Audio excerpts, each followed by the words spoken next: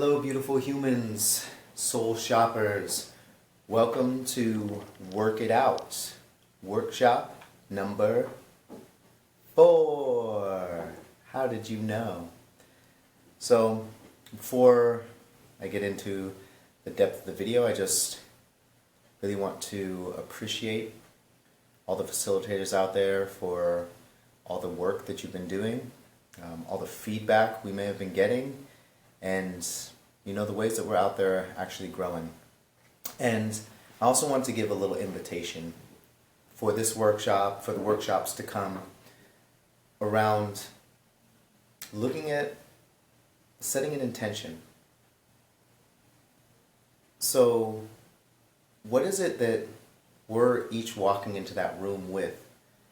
What is an intention we want to bring into that space? And how can that intention help guide everything that you do in a room? More than the script, more than trying to land a specific piece of learning. Now, of course, the learning is very important, but what is the intention behind that? So I just want to extend that invitation. If you're listening to this on your way to a school or you're getting prepared for a workshop, consider what is the depth of your intention going into that space, and how can that be at the forefront of everything you do. Of course, you could think that's nonsense and not do it. Totally cool. Right? Just choose your own adventure. So this workshop, Work It Out, is going to introduce a couple key components. And one of those components is the sorry show. So our rapport begins by proposing some workout moves to the group. Now there's a couple things for consideration here. If you have a really, really large group, you might not want to have everybody up moving around and doing workout moves. Yeah, again, your choice. That might mean that you want to have some seated exercises. Raise a hand up, do some stretches, bring 2 hands down, do a little fish dance. Do another little fish dance. The idea is to get some movement going and to frame that movement as, quote, working out. Okay. Now, if there's a room where you do feel comfortable, or maybe you have a classroom, you have a smaller workshop, then get people up and get them doing some workout moves. It could be yoga, calisthenics, whatever feels good for you. I really encourage you to, make it fun.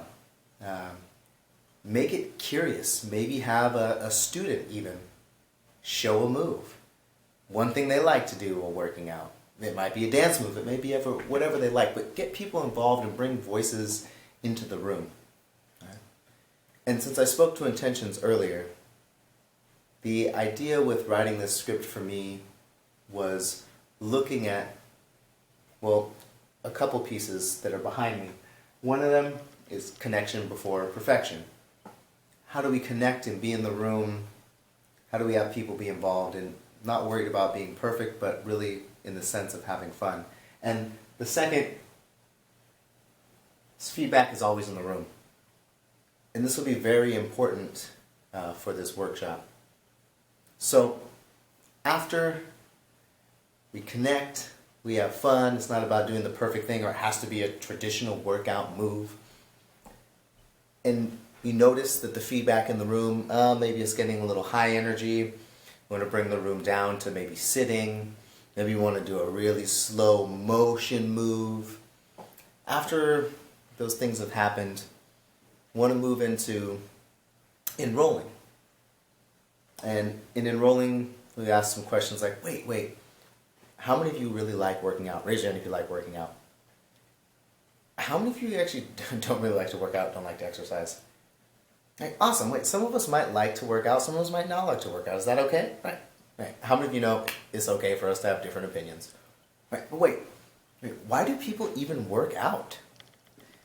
And notice I'm trying to ask that question with some curiosity, almost as if I don't know. Like, why would people work out? There's going to be different reasons. Some people to be strong, to whatever it might be, for sports. Right? And we're really looking at, why do people work out? A lot of times Well, I mean, I don't want to say a lot of times, let me rewind that. We're really looking for and leaning into whatever the answers are in the room. Again, the feedback is always in the room. And seeing how those can be framed around maybe having fun, maybe making our friendship, maybe making our bodies stronger, making ourselves healthier.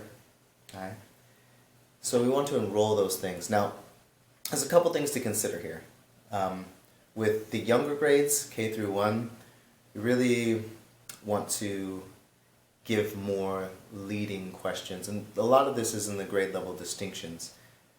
Like, do people work out so they can feel tired? No. How many of you think people work out so they can feel energized? How many of you think working out will make us a little bit stronger? How many of you think working out will make us a little bit happier? You see, so leading questions. And for the older grades, of course, more open-ended questions. Now, after we frame working out as building strength, as making more healthy bodies, we move into transitioning into allegory. Now, this allegory is going to be a spot where I think there's a real big focus on connection before perfection. Now, for the allegory, it's a piece called The Sorry Show. Now, some schools may know about this because we've done this before. Now, to set up The Sorry Show,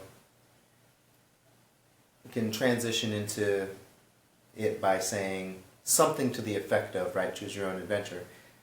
So, I actually know a show that's about working out, but it's like a different kind of working out than using our body. Drum roll, please. Get a little drum roll.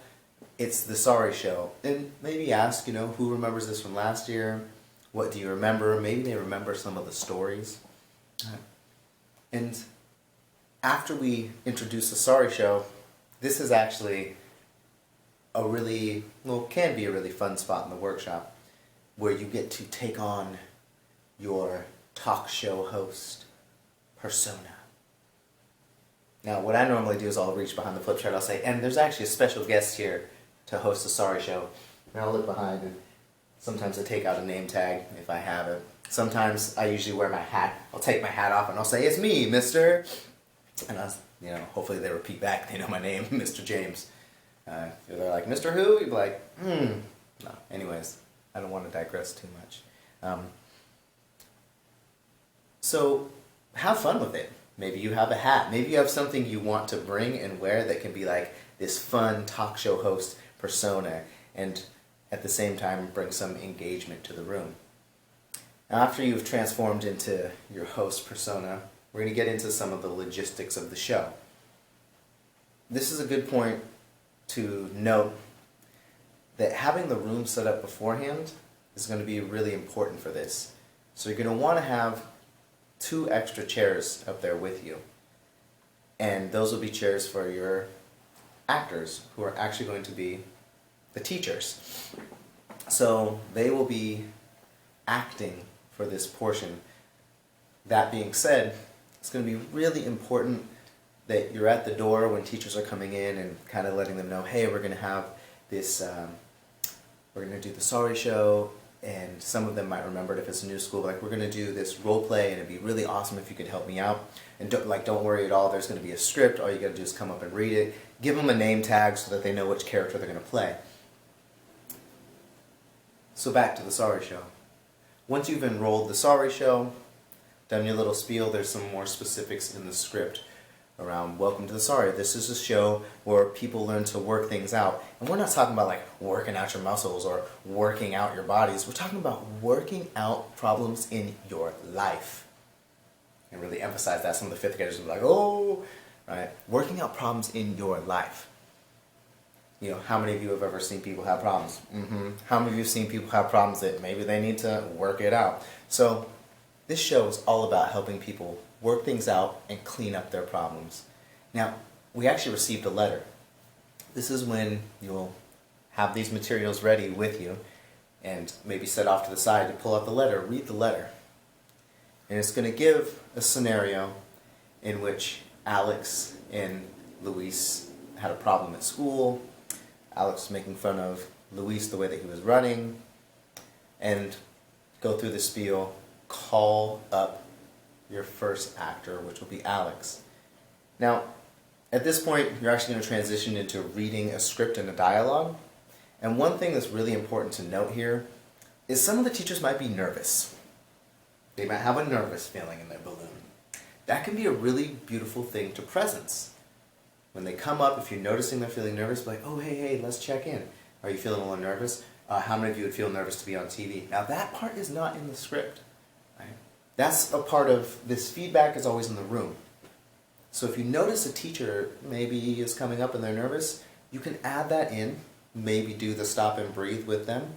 So we're modeling some of these ways to regulate and listening to what's happening in the room. Some of the teachers might come up and they're ready, and they're just ready to be in character. Okay, cool. So we might presence, ooh, you look like you're kind of excited. Right? And we get into the script. Now, while reading the script, it's also good to note that some teachers might mess up, you might make mistakes, they might start to feel confused, and so just be ready to provide them with some support, like, oh, you're doing awesome, and really hold them up and support them in the process, because it has happened.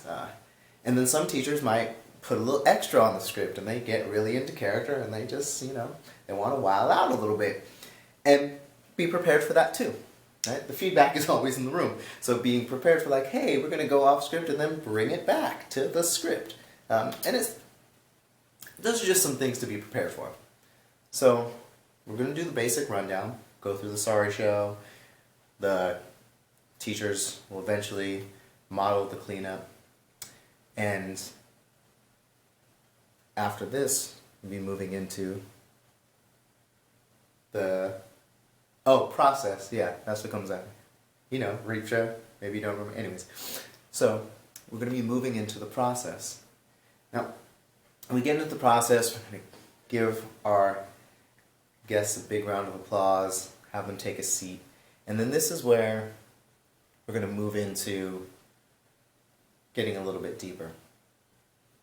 Now, for the allegory piece, I also want to note that there might be some rooms, and especially with kinder sometimes in first, where we might not want to bring up the teachers, and you might actually want to use the images to tell a story. This can be helpful with some kindergarten classes that might have a tendency to want to get up and just leave if the teacher is not there, or just roam around. And in that case, it may be helpful to have the teachers present where they normally are to have them help hold the space. In that case, it would be ideal that you have an allegory prepared that can be used with the pictures and kind of just tell the story rather than actually engaging in the show. Right? But either way, whether you're telling the story or you're actually doing the role play, the next thing we'll move into is process. So when we get into process, there's going to be a couple of pieces. Right? First, we want to actually process the story. What has happened? What was their problem? How could their friendship be impacted if they actually didn't work out the problem? And this process, that piece, will look a little different for kinder, first, third, and fifth. So, for kinder and first, we of course want to stick with the leading questions and kind of guiding them. And then talking about and teaching the cleanup as a tool.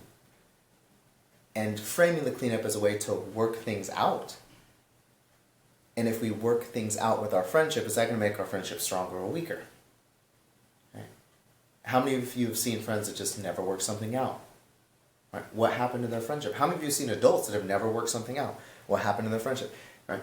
So bringing these things in.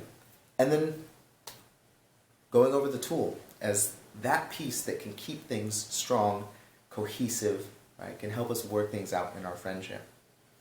Now, when we're teaching the cleanup, we want to focus on some key parts. Now there's 5 parts to the cleanup. How many parts? 5 parts. All right, say it with me. I know that I apologize, What can I do to make it right? Next time I will. Will you forgive me? Using the hand signals and going finger to finger can be really helpful.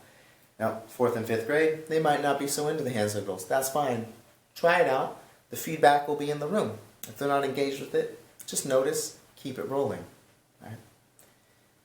And this might be a good spot to check in with your intention. Why are you there in the space, in the room? What are we trying to bring forth? Are we trying to control the students, control the room, or be present with what's actually happening? And be with whatever is in the room. So, you're going to teach and review the cleanup tool. And there's those key components. Now, the first one I like to frame it as honesty. Just be honest. Right? And how many of you know sometimes it's hard when we make a mistake to be honest? How many of you ever felt maybe kind of guilty? It was hard to talk about what you did. How many of you have ever felt really good when someone was actually honest with you and told you the truth? The cleanup is actually, the first part of it is all about honesty. Let's try it out. Ever say, I know that I. And then we say what we did. Just being honest. So we have honesty, then the second part is apology. You say, I apologize. So we have honesty and we have apology, but wait, how many of you have ever seen somebody say, okay, I'm sorry, and then they still just did the same thing over and over and over again? Okay. So honesty is great. Apology, awesome. The cleanup, well, it helps us work things out a little different, because there's a next part. Everybody say strategy. So the next thing we do is we strategize. Everybody say, what can I do to make it right? And when we ask that, we actually make a strategy for next time. And let the other person tell us what we can do. And after they tell us, we got to finish our strategy. Everybody say, next time I will. So after we do honesty, we do an apology, we make a strategy, well, then we ask for forgiveness. Everybody say, will you forgive me? Now, at this point, it's good to presence. You know, are we always ready to forgive people? Is it okay if someone needs some time? Do we have to forgive someone right away?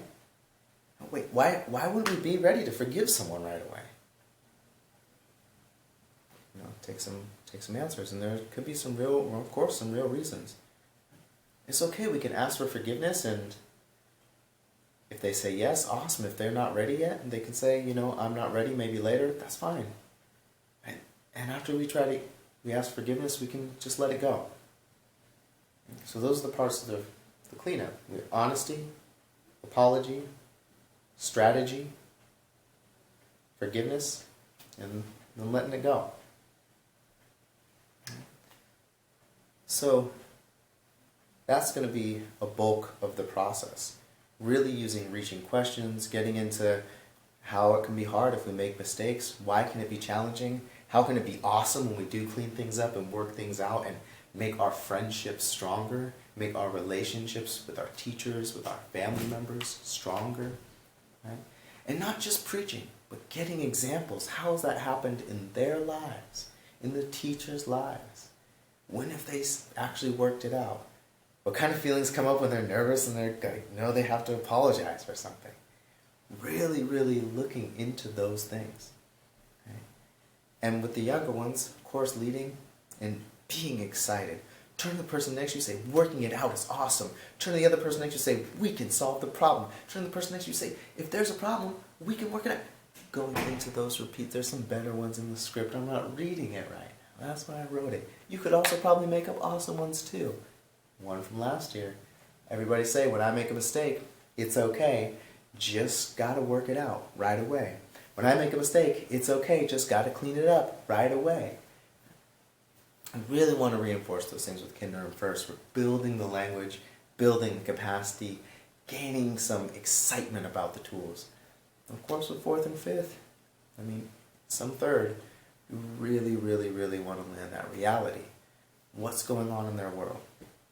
How is that showing up? So it's a really important part of the process. And another thing that I want to note is this thing that came up last year around, you know, and this might fit into some schools, is like, should we just clean it up because we think we're going to get in trouble and we don't want to get in trouble? Well, yeah, how many of you think it's awesome to not get in trouble? How many of you think it's great to work out problems with no trouble necessary? Yeah, it's great. And, wait, how many of you noticed that at this school, they've had social out for a while, at this school sometimes people, they only use the clean up when a teacher makes them. But wait. Is the cleanup just so that an adult can be like, you have to fix this problem? Is that what it's for? No, the cleanup is actually so that you all have the power to work it out when you're ready. Now wait, just like forgiving somebody might take some time, how many of you think sometimes it takes a little while till we feel brave enough to apologize and work something out? And so presencing that sometimes it takes time on both sides, and it's not just about if the teacher comes and says, well, you're going to be in trouble if you don't. That's not actually what the tool's about. So from here there's a transition into the chair of help, really looking at, well, let's be real, how many of you have had problems with your friends? How many of you have had a problem even kind of like the one that Alex had? Right? How many of you really feel like there's maybe actually some things you probably still need to work out with some of your friends? At Social Help we always do that part where people can come up and they can kind of like share. And how many of you think it would be awesome to actually get some help doing a cleanup with somebody? Bring some people up, do the chair of help. You're ready to get some allies. Maybe they want to do a cleanup with someone in the room. Now, that can be a little challenging. There can be a lot of stuff to make sure that we're being aware of and presencing. Maybe it's practicing the cleanup so that they can do it with someone later and they can practice with you as if you're that person. Give them a lot of encouragement. Say, okay, maybe do we need someone that can help remind you, or maybe someone that can practice more with you or check in with you to see how it went, get them some allies. And that brings us through the process. So what's after process? There's REAP. Oh, tag. See, that's my facilitation skill, right? Obviously some of you may know, maybe some of you don't. So, trickster. So the T.